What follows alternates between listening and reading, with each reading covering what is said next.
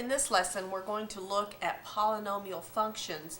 In particular, we're interested in how to get a sketch of a graph of a polynomial function.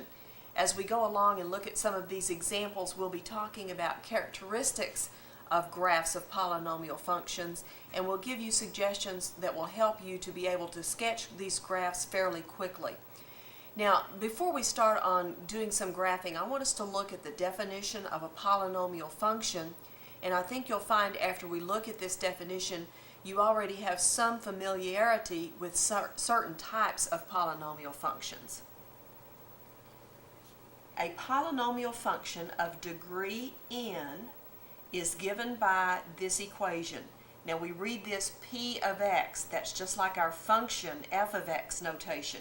We're using a p here to mean polynomial, so we're just saying a polynomial function, p of x, is equal to a sub n x to the n power plus a sub n minus 1 x to the n minus 1 power plus, and you'll notice these dots indicate this pattern continues until we get to a plus a sub 1 x plus a sub 0.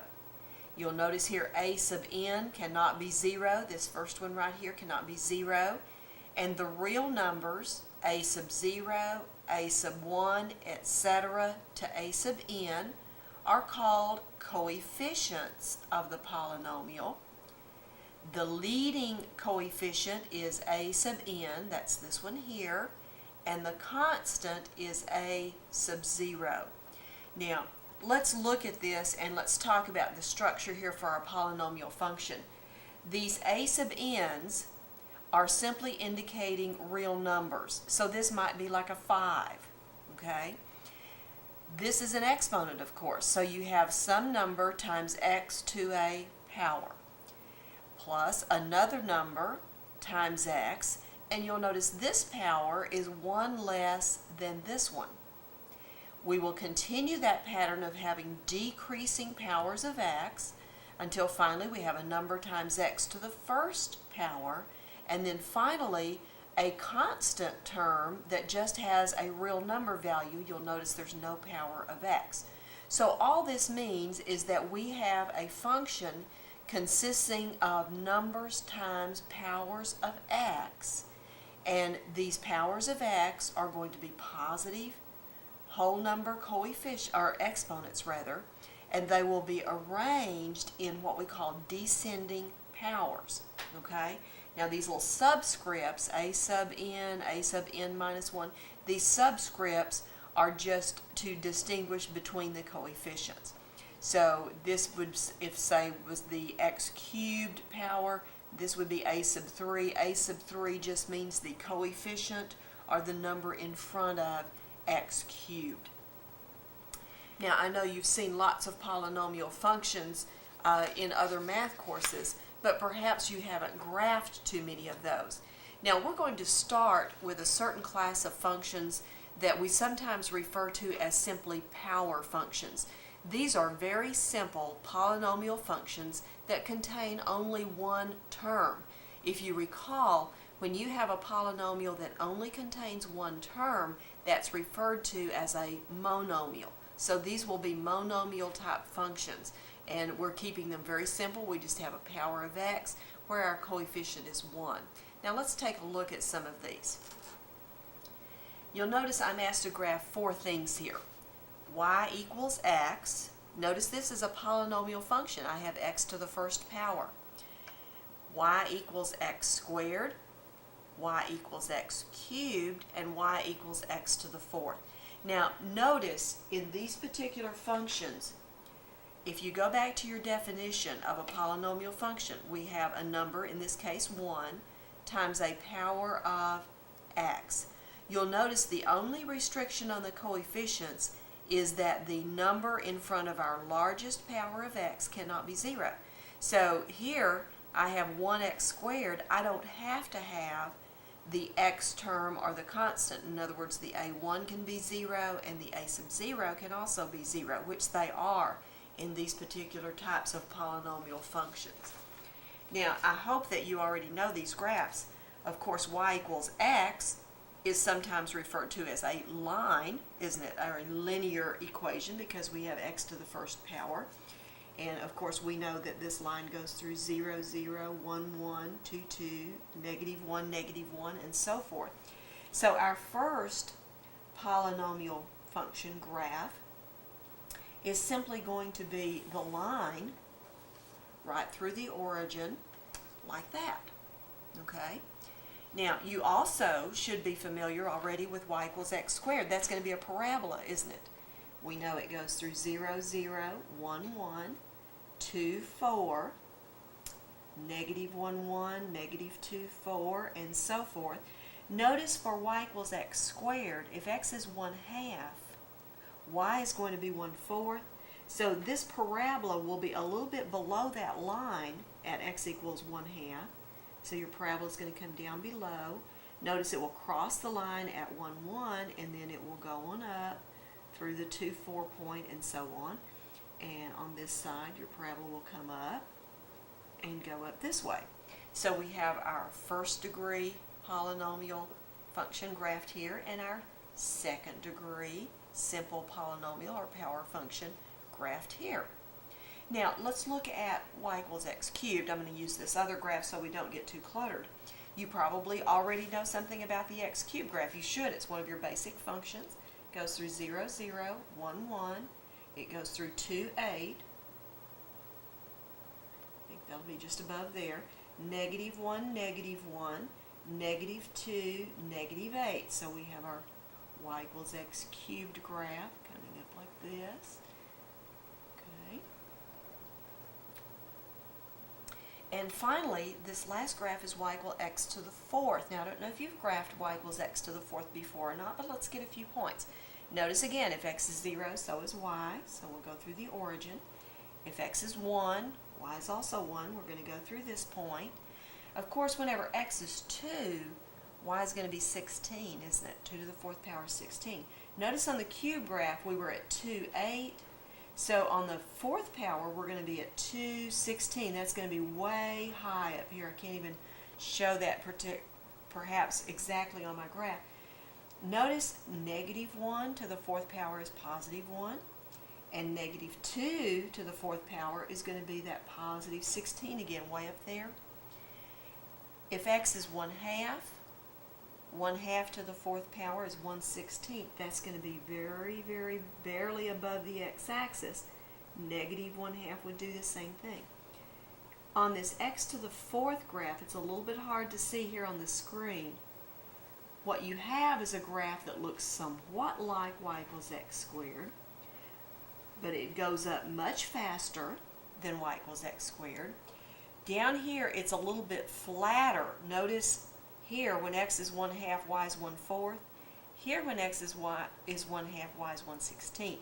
So it starts out, in fact, I'm going to kind of sketch down here, it's a little bit flatter down here on the bottom, and then it starts increasing rather rapidly. Sometimes I refer to it almost as a U-shaped graph. The thing that I wanted you to notice here about these power functions, these simple polynomial functions, is that if I have an even power on my x here, that both of the ends of my graph are going up. Notice on x squared and x to the fourth. When I have an odd power like x cubed, one side is sort of going up like this, the other side is going down on this side, isn't it? Notice on my line, one side up, one side down. Do you have an idea of what y equals x to the fifth would do? Notice that if x is positive, to the fifth power will be positive. So on the right hand side with these positive x's, I'll be going up. But whenever x is negative, if I raise a negative to the fifth power, I'm going to get a negative answer, won't I? So to the left, my graph will be going down. Actually, this graph is going to look very much like my cubic graph, except again, it's going to go up faster, and right in here around the origin, it's going to be a little bit flatter. So what you would see right here around the origin is it's sort of flat, and then it goes up very, very fast, and then below the axis it's sort of flat, and then it goes down very, very fast. So right in here, it's a little bit flatter looking than the cube graph, and then it, of course, goes up very, very fast on each end. We're going to find when we deal with general polynomials that knowing something about these power function graphs will help us to know sort of what's happening on the outside extremes of the graphs of a polynomial function. Now, before we get into the general polynomials, I want us to look at some graphs that are simply either reflections or translations of these basic power functions. Notice here I am to graph y equals minus x to the fourth power. Again, I want to caution you that you understand this is equivalent to saying negative 1 times x to the fourth power. Remember, if you do not have a parenthesis enclosing this, the negative is not to the fourth power. That's very important because I want you to notice that we will get a positive answer for x to the fourth, whether x is positive or negative. So we'll have a positive answer here, but then when we multiply by negative 1, that answer will become negative. So our y values are always going to be negative. That means our graph is always going to be down here below the x-axis. Now, if you remember from our study of translations and reflections, if I have a negative here, and particularly since it means this, I could rewrite this function as negative y is equal to x to the fourth. And remember, if y is replaced by negative y, our graph is reflected over the x-axis. We just looked at the graph of x to the fourth, didn't we? And we learned that it was sort of flat and U-shaped on the bottom, and then it increased very rapidly. If we reflect that over the x-axis, we're going to have that U-shape coming down like this. Of course, notice our graph still goes through 0, 0.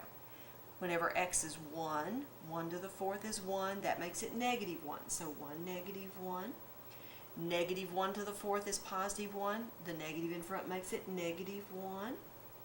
And if x is 2, I get 16 times the negative 1 is negative 16. It's going to be way down here. Negative 2 will do the same thing, notice, because I'll do the power first, then the negative.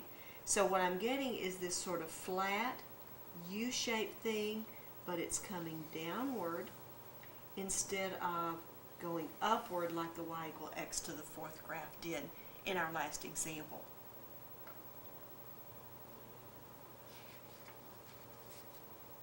Okay, in this one, notice that we are graphing y equals the quantity x minus 3 cubed. Now remember, this quantity being cubed means that this graph will be like y equals x cubed, but it's going to be what? Translated which direction? It's going to be translated to the right, isn't it? Notice whenever x is 3, 3 minus 3 is 0 cubed. So whenever x is 3, y is 0. I'm going to be over here. Notice if x is 4, you get 1 cubed. If x is 5, you get 2 cubed, which is 8. And if x is 2, we get negative 1 cubed is negative 1. If x is 1, I get negative 2 cubed, which is negative 8. And you can see taking shape here your x cubed graph, but it has been shifted over to the right 3 units. Let's do one more translation. Graph y equals 2x squared minus 3. Now notice here, this minus 3, if you prefer, could be taken to the other side. Y plus 4 equals 2x squared. So what does this mean? I'm sorry, y plus 3. I'm thinking I said a 4 instead of 3. Y plus 3 is equal to 2x squared. This is doing what? It's a vertical translation. Which direction? It's down 3 units, isn't it? So instead of being at 0, 0 for the x squared, we're going to be down 3 units. Okay, notice again in your original equation, if x is 0, we get 0 minus 3 is negative 3. That's this point down here. Now, what does the 2 do to our x squared graph? It stretches it. doesn't it? Okay, think about 2 times x squared. If x is 1, you're going to get a 2. So from this point, if you go over 1, you're going to move up 2. To check that point, notice whenever x is 1, we get 2 minus 3 is a negative 1. We're in the right place, aren't we? Over here, we're also going to be down 1. Notice negative 1 is going to do the same thing. Okay. If we go 2 units over, that's 4 times 2 is 8. So 2 over should go up 8 units. 1, 2, 3, 4, 5, 6, 7, 8. And this negative 2 over here should do the same thing. Notice if x is 2, I have 8 minus 3 is 5. 1, 2, 3, 4, 5. We have our graph. So what we have here is our parabola that has been stretched because of this coefficient of 2. The minus 3, as that technically with the y, it causes a shift downward of 3 units. So this much of our lesson should be pretty much review, shouldn't it? Now, from here, we're going to start looking at perhaps a little bit more complicated type polynomial equation. Now, I have written this one in factored form. Y equals x plus 2 times x minus 3 times x minus 1. Now, before we do the graph, let me just put a piece of paper up here and let's talk about what this function might have looked like in the beginning. I'm going to bring down this factor of x plus 2, and I'm going to FOIL these second two factors. Of course, x times x is x squared. My outside product is a negative 1x. Inside is a negative 3x. So when I add negative 1 and negative 3, I get negative 4x. And then a negative times a negative gives me a positive 3. Now we're going to finish our multiplication. I'm going to multiply x times each of these terms. I get x cubed minus 4x squared plus 3x. And then multiplying by 2, I have a plus 2x squared minus 8x plus 6. Let's combine our like terms. This is the only x cubed term right here. Minus 4x squared plus 2x squared is a minus 2x squared. That takes care of those two terms. Plus 3x minus 8x is a minus 5x. That takes care of those. And a plus 6. In other words, this equation could have been given to us in this form right here. And we'll talk a little bit later about how we can perhaps change from this form into the factored form. But I wanted to look at the factored form because there's a lot that we can learn from this factored form. Now, what I want to do is just to write right below here what we got when we multiplied this out. X cubed minus 2x squared minus 5x and plus 6. Now I want to keep that for reference. Now, let's look at this factored form and let's talk about a couple things that we normally like to do when we graph a function. One of those things is to find both the x and the y intercepts. Now recall, to find the x-intercepts, we let y equal 0, don't we? I'm going to do that up here in this factored form. 0 equals x plus 2 times x minus 3 times x minus 1.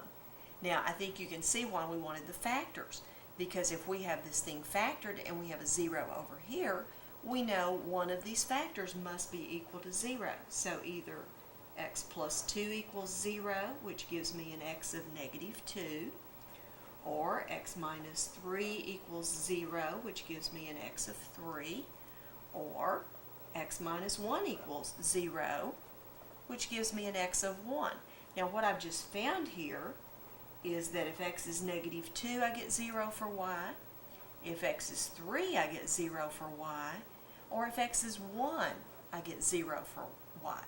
Now you'll notice here, I don't always have to write this down. I can just see that from my factors here.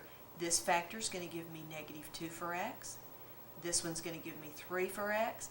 This one's going to give me 1 for x if this is a 0 over here. Now, the other thing that we want to find is to find the y-intercept. To find the y-intercept, we let what? X be 0, don't we?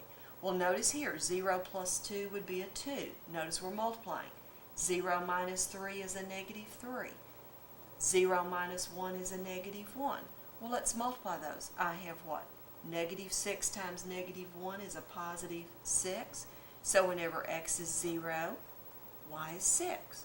Now, let's locate these 4 intercepts that we have found. I have negative 2, 0. I have 3, 0. I have 1, 0. And I have 0, 6. Notice in factored form how easy those intercepts were to find.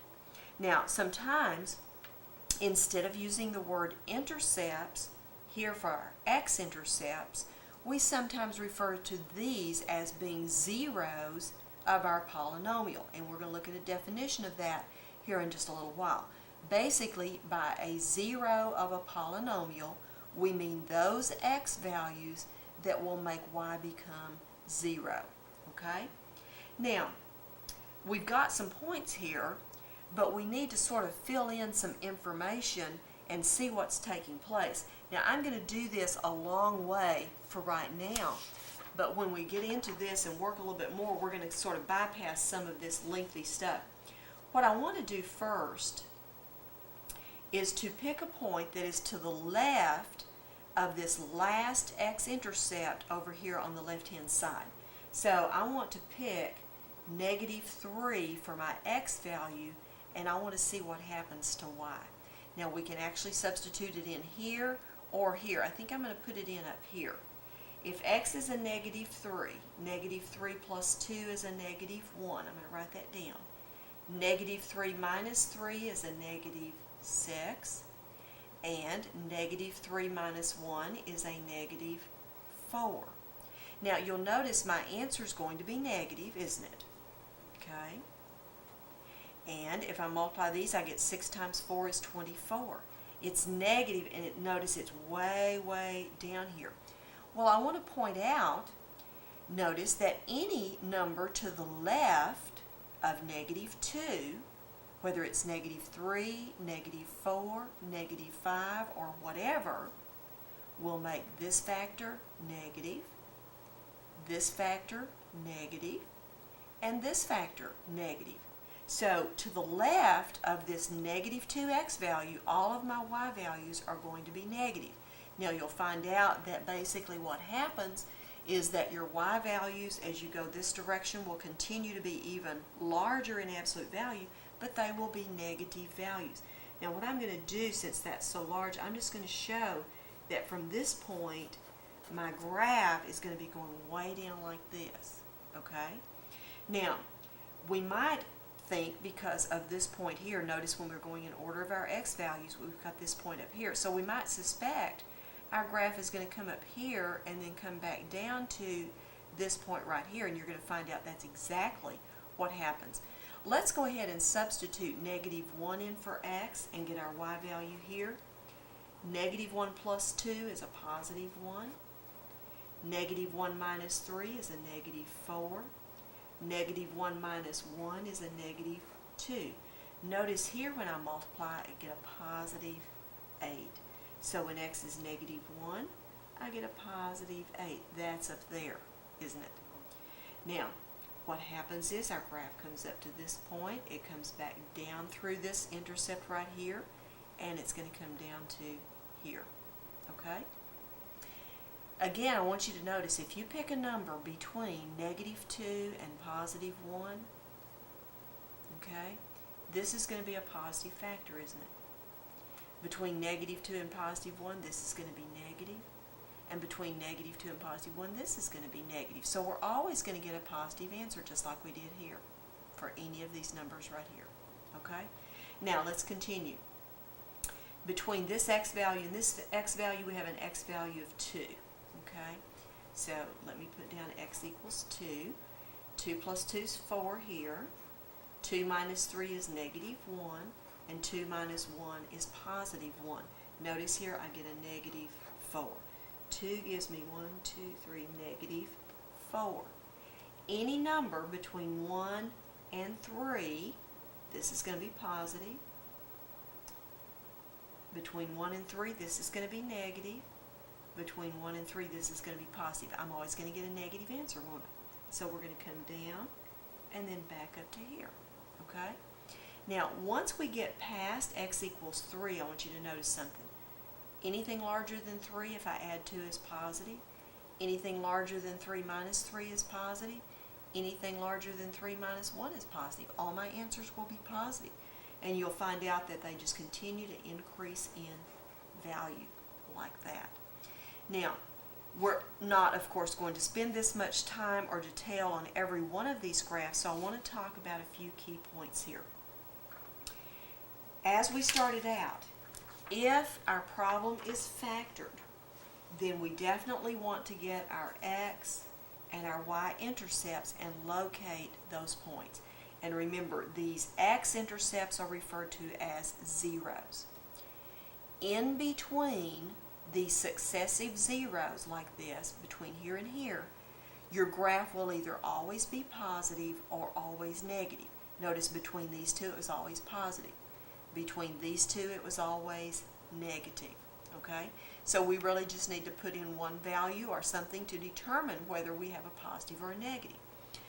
On the outside extremes of our zeros, you'll notice here the left-hand side of this function, if you think about it going like this, is sort of going downward, and on the right-hand side this function is going upward. I want you to notice the leading term of this polynomial. It's x cubed. This polynomial on the ends, where x is very large, that would be way out to the right and way out to the left, is going to act like y equals x cubed. And remember, on y equals x cubed, our graph looks something like this. It's going up on the right and down on the left. Now, what I'm going to encourage you to do is, first of all, find your intercepts, look at your leading term, and let that determine what's happening on these outside extremes. Notice if x is positive, x cubed is positive. So on this positive end, we're getting positive y values. If x is negative, x cubed is negative. So on this negative side over here, we're getting negative values. And so these ends are going to go in opposite directions. And then we know between these successive zeros, we're either going to be positive, meaning above the x-axis, or negative, meaning below. Okay? Now there'll be a few other things that we'll see as we go along that will refine this a little bit. I also want to mention here, notice on this particular graph, we've got this point way up here. Now I'm not certain that's the exact place that this graph turns around, but somewhere in that area. And then we have a point somewhere in here where our graph turns around. Those are referred to as turning points. Our graph is going up, turns around, goes down, turns around, goes up. So I have two turning points, we call them, for this particular graph. Okay? Now, first of all, let's look at our definition of zeros of polynomials. Given y equals p of x, if c is a real number for which p of c equals 0, then c is called a zero of the polynomial. If c is a zero of the polynomial, then x minus c is a factor of the polynomial. Look back at this problem right here. Notice my factor x plus 2. Okay? X plus 2 is like x minus negative 2. So my c is negative 2. Notice where I had a 0 at x equals negative 2. X minus 3, where else did I have a 0? At x equals 3. X minus 1, I had a 0 at 1. You'll notice here really all we're doing is we're sort of using a new word for x-intercepts. C is a number that makes p of c 0. That means y equals 0. Okay? Now, down here I've made the statement. The zeros of a polynomial are the x-intercepts of the graph. Between successive zeros, the values of the polynomial are either all positive or all negative. Thus the graph will be entirely above or below the x-axis between zeros. okay? Now, let's go to another problem. And again, I've given this to you in factored form, okay? Let's get the zeros first. Notice since it's factored, x equals 0 is a 0. Okay, so when x is 0, y is 0. If I set this factor equal to 0 and solve, what do I get? I get negative 1, don't I? So negative 1, 0. Okay, and if I set this factor equal to 0, what do I get when I solve? Don't I get 1/2? 1/2, 0. Okay, let's locate those. 0, 0, negative 1, 0, and 1/2, 0. Now those zeros are real close together, aren't they? While we're here, let's go ahead and get our y-intercept. We get that, remember, by letting x be 0, but notice what happens. If x is 0, this whole thing is going to be 0, isn't it? Because I have 0 times all of this. So the only y-intercept is right there at the origin, 0, 0. Now, I want to do the next thing to determine what happens on the outside two edges of my graph.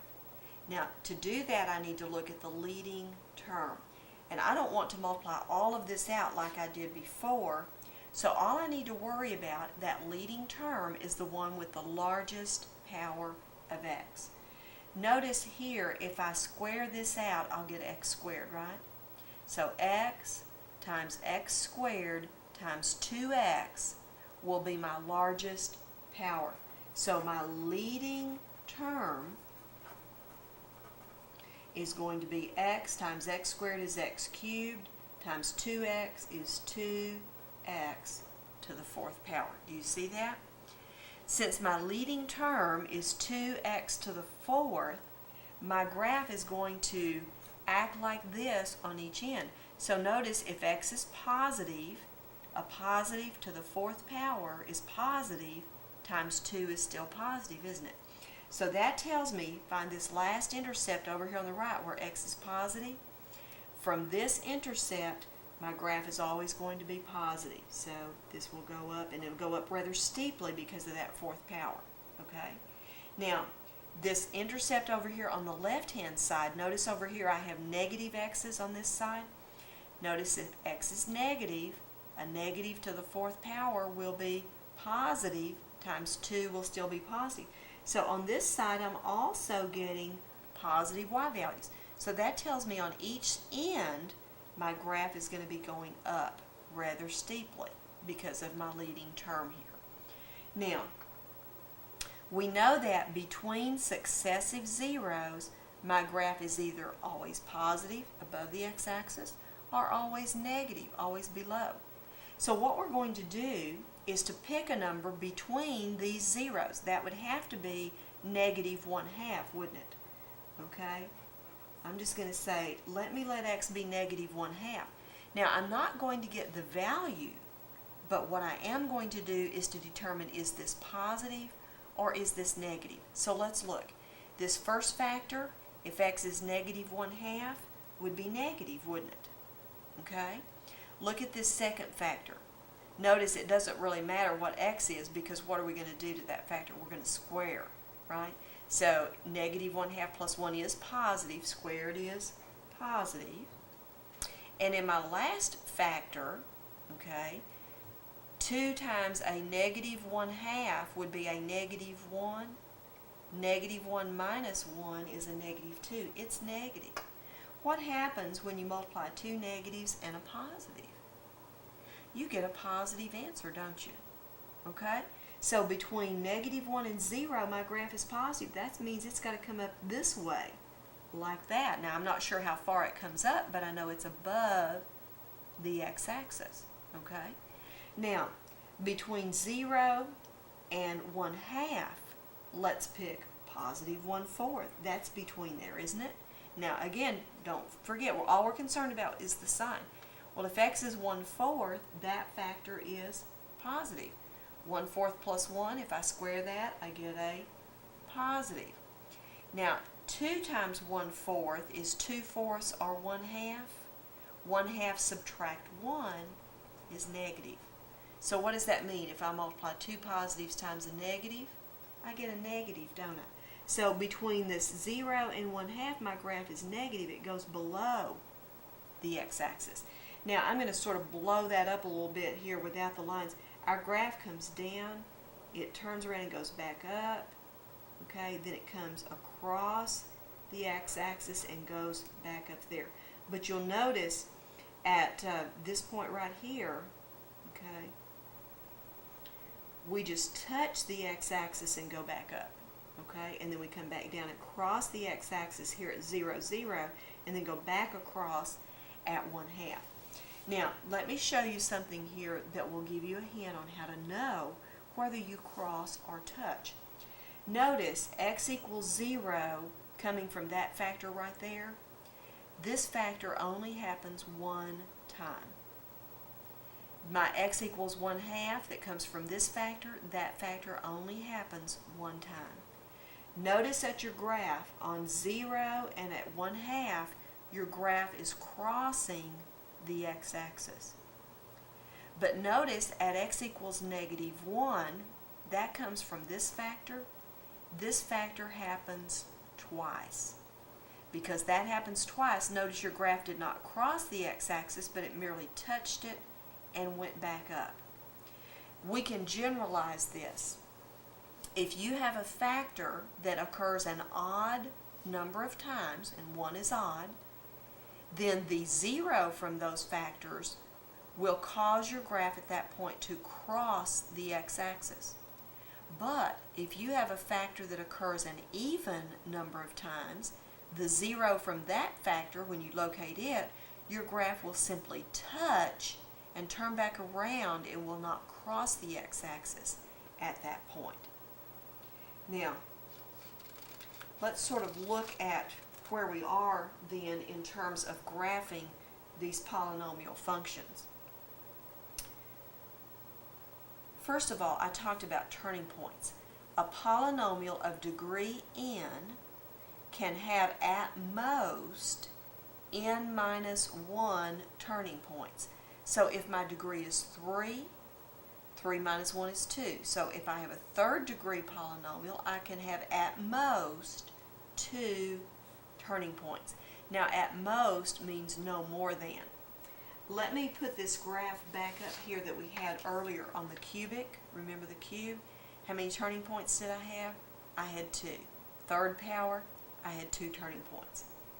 Now, let's look at this graph that we just finished. My leading term is 2x to the 4th, so this is a 4th power. That means it can have at most 3 turning points. Well, let's talk about turning points. This point right here, this one right here is a turning point. There's 1. There's a turning point 2. There's a turning point 3. It can have at most 3. Can't have any more than that. Now sometimes you will see a graph that doesn't have that many. Let me show you again back to our first graphs that we did. And you'll notice on y equals x cubed, you really don't have any turning points. On x to the 4th, you only have 1 turning point. Now remember, a turning point is like a high point or a low point, like a minimum or a maximum. So when it says at most, it says no more than that. It doesn't have to have that many. But knowing that will at least keep you from having too many turning points. If you have a 5th degree, if n is 5, you can't have more than 4 turning points. So if you graph more than that, you know you have an incorrect graph. Okay? Now, if a 0 occurs an even number of times, the graph touches the x-axis. If it occurs an odd number of times, the graph crosses it, crosses the x-axis. We'll use that to help us out here in just a minute. Between zeros, the graph is either above or below the x-axis. And then for large values of x, that means out on the right and on the left, the graph behaves like the leading term. We're going to use these characteristics to help us sketch the graphs of polynomial functions. And we're going to keep in mind, I said sketch the graph. We're not doing a perfect graph. because we're not getting exact values of those turning points, for instance, in every case. Now, here I want you to graph the polynomial function y equals x cubed plus x squared minus x minus 1. This is not factored, is it? So let's talk about how do we go about getting this thing factored. Let me use another sheet of paper to do the factoring, and then we'll write the answer up here. You might recall from algebra classes that if you have more than 3 terms, one technique of getting factors is to group. So that's what I'm going to do for this problem right here. I'm going to write y equals, and in a group I'm going to put x cubed plus x squared. I'm going to remind you, when you group, you have to be careful of these signs. I'm going to put a plus sign here, and then in a parenthesis, minus x minus 1. Be sure when you write down your problem with the grouping in there, that if you remove the parentheses the way you have it written, that you get the exact problem up here. Notice if I had not put a plus sign here, I might have changed these signs, so you want to be careful. Now, I will factor an x squared out of this first group. That will leave me x plus 1. I'm going to factor a negative 1 out of the second group. That will leave me x plus 1. I'm going to put that 1 down for emphasis. Now notice you have that common binomial factor of x plus 1, and when you factor it out, it leaves x squared minus 1. And then we can continue to factor this difference of squares. So let's bring down our x plus 1 here. X squared minus 1 factors into x plus 1 times x minus 1. And finally, I'm going to write the x plus 1 together as a quantity squared times the x minus 1. Now, if you have difficulty doing this factoring by grouping, I want to remind you that there is a videotape on factoring by grouping, and you may want to check that tape out and look at that to help you with your factoring by grouping. I also want to warn you that factoring by grouping will not always work, and so you will learn in a later lesson what you can do if you can't do the factoring by grouping. Now, what I want to do then, underneath this function up here, I'm going to write our solution and as factors, x plus 1 squared times x minus 1. Okay? Now that I have it factored, let's locate our zeros. What? If x is negative 1, y is going to be 0. And if x is positive 1, y is going to be 0. Okay? So I have negative 1, 0 and positive 1, 0. And let's see. Let's go ahead and get our y-intercept. And it may be just as easy up here. If x is 0, what do we get for y? We get negative 1, don't we? 0, negative 1 right there. Okay? Now, let's think about this. This leading term is x cubed. So that tells me a couple of things. I can have at most 2 turning points. I'm going to use TP for turning point. And I also know what? This is going to tell me what happens for large values of x. So from this intercept over here on the right, if I go over here, those are positive x values. And if x is positive, x cubed is going to be positive. So from this intercept, I'm going to go up in a positive direction. If x is negative, which it will be over here on the left-hand side of this last intercept on the left, if I cube a negative, I get a negative. So this side's going to be going down. Okay? Now, all we need is what's going on inside here. Okay? We know between these two zeros, my graph is either all up here or all down here. Well, there's a good hint because of this point right here. But notice also, this negative 1, the 0 here, is coming from this factor. This factor happened an even number of times. So that tells me at this negative 1, I don't cross, I just touch and come back down. So I'm going to come back down and pick up this point. Now notice when I get to this 0, that came from this factor, which happened only once, an odd number of times. So I know my graph is going to cross the x-axis right there. And we see a very quick sketch of our graph once we have it factored. Let's do one more like this. we're to graph y equals x to the fourth minus 2x cubed plus 8x minus 16. Now again, our first order of business here is going to be to get it factored. So let's group this one. Y equals, I'm going to group x to the fourth minus 2x cubed. And since that's a plus sign, I can just put a plus 8x minus 16. In my first group, I can factor out x cubed, which leaves x minus 2. In my second group, I can factor out 8, which leaves x minus 2. Now, factoring out the x minus 2, I get x cubed plus 8. Now, do you remember you can factor a sum of cubes, can't you? Let's bring down the x minus 2.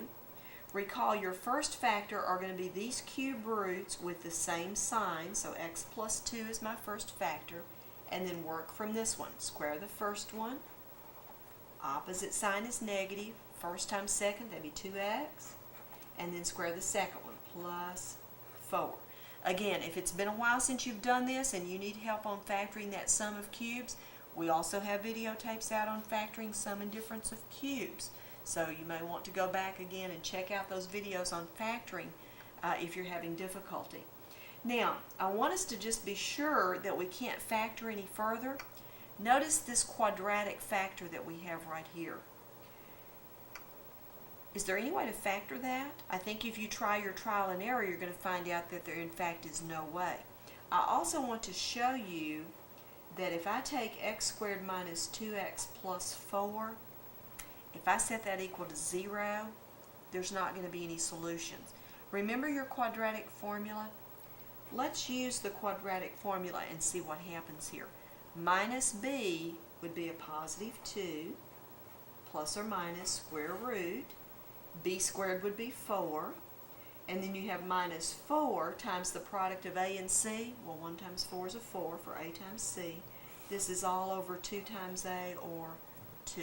Now I think you can see what's happening right there, can't you? That's plus or minus the square root of 4. Notice minus 16 over 2.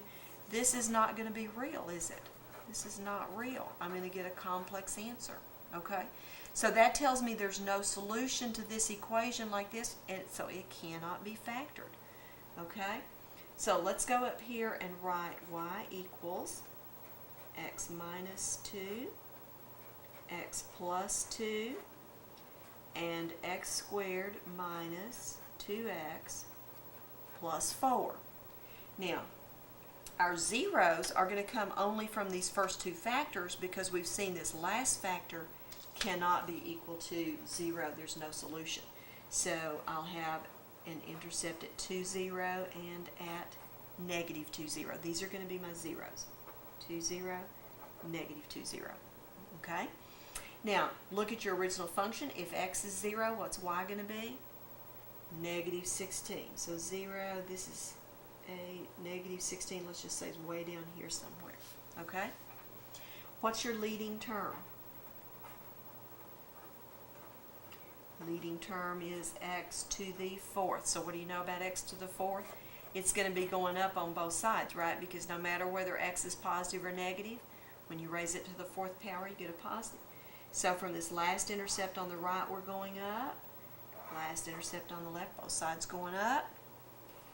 In between these two zeros, we either have to always be above or below.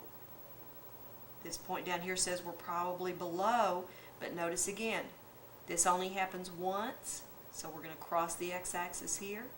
This only happens once, so we're going to cross the x-axis here. Okay? So if we're crossing that axis, notice we're going to come way down here and come back and come way up here. Now, I want to mention here, this is a rough sketch. If you want to be a little bit more accurate, you may need to substitute in your 1 and your negative 1 to see where those points are. But in general, we see that we're doing this. Okay?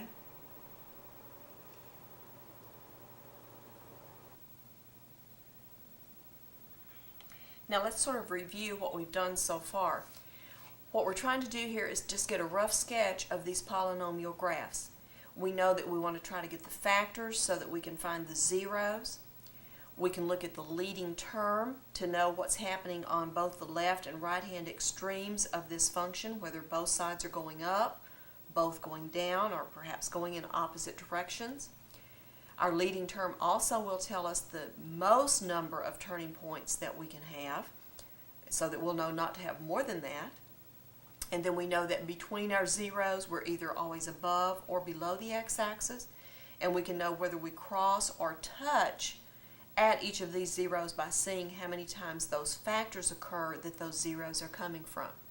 Now, if you want to be more accurate with your graph than what we've done here, then you'll need to pick some x values between your zeros to substitute in to get a more accurate sketch of where those y values are. And we really cannot always tell exactly where those turning points are going to be until you get into calculus, and then you'll be able to find those exactly. But the idea is to get the general trends of what our polynomial graph is going to do. Now, I've got one more example that I want to do for you. This is actually solving an inequality, a polynomial inequality. But we're going to see how what we learned using these polynomial function graphs can help us to solve an inequality. Our inequality is 2x cubed plus 9 is greater than x squared plus 18x. Now, the first thing I'm going to do is to subtract these two terms and put them over here so that I get a 0 on one side. So we're going to have 2, let me change pens, that one's about to run out of ink. We have 2x cubed. I'm going to put this in order, minus x squared minus 18x, and then plus that 9, and that will be greater than 0, won't it? Okay? Now, to save us a little bit of space, I want to factor this expression, and we'll do the factoring by grouping. I'm going to group 2x cubed minus x squared. Be careful of that sign. I'm going to put a plus sign and then a minus 18x plus 9 in my second group here. I can factor x squared out of the first group. That leaves 2x minus 1. I'm going to factor a negative 9 out of the second group. That leaves me 2x for the negative 18x. And it's going to leave a minus 1, notice, to get the plus 9. So I can now factor out the 2x minus 1, leaving x squared minus 9. And then we'll factor this difference of squares. So 2x minus 1 times x plus 3 times x minus 3 is going to be our factors. Let's put those up here. 2x minus 1, x plus 3, and x minus 3, and that still says greater than 0. Okay? Now, what I want to do is to consider graphing a function that's in this factored form. Y equals 2x minus 1, x plus 3, and x minus 3. Okay? Where are your zeros? Well, this factor gives us what? Positive 1/2 0. This one gives me negative 3 0, and this one gives me positive 3 0. Let's locate those. 1/2 0, negative 3 0, and 2 positive 3 0. And we know if this was multiplied out, it would look like this. So if x is 0, y is 9. It's going to be up here. My leading term is 2x cubed. If x is positive, this is positive. So on this side, my graph goes up. On the left-hand side, where x is negative, it goes down. Notice each of these zeros occurs only once. That's an odd number. So at each of these zeros, we're going to actually cross the axis. So notice here, I'm going to cross, come up to that point we have up here, come back down, cross, come back up somewhere, and cross again. I've not gotten specific values, but what I have done is to see, how the general trend of my graph is. Now, notice that by saying these factors are greater than 0, if y is equal to these factors, it's just like saying y is greater than 0. Well, where is y greater than 0? It's greater than 0 for this part of my graph up here and for this part of my graph here. Let's just kind of circle those. So, if x is between negative 3 and 1/2, y is positive, and if x is larger than 3, y is positive, right? So to solve this inequality, I have this solution right here. For those x values, my y values are going to be positive, which is equivalent to saying that this is greater than 0. Okay? So here's my solution. If x is between -3 1/2, or if x is greater than 3, then I have a solution to this inequality right here. Of course, if this had said less than 0, we'd be picking those x values for which the graph is below the x-axis, or where y is negative. This completes the lesson on polynomial functions. Now you'll notice that in this lesson, every polynomial function that we looked at, we were able to factor by grouping. As I've already mentioned, this is not always possible. So in our next few lessons, we're going to be talking about how can we get something factored if we can't do that by grouping. We'll be using a process called synthetic division, and also some things, the rational root theorem and some things like that. So once we've done those lessons, then we'll be able to come back to these rational functions and factor any type of rational function, perhaps, other than those that we can do by grouping. Thank you.